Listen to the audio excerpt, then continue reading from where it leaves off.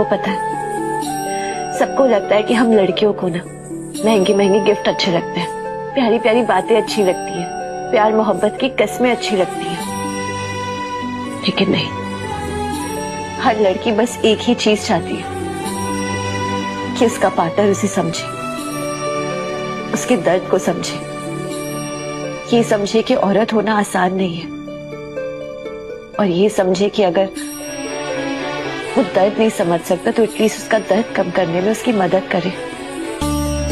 औरत की लड़ाई हमेशा समाज से नहीं होती, कभी कभी खुद की तकलीफों से भी होती है। औरत के जो मूड स्विंग्स होते हैं ना, वो शौक से नहीं,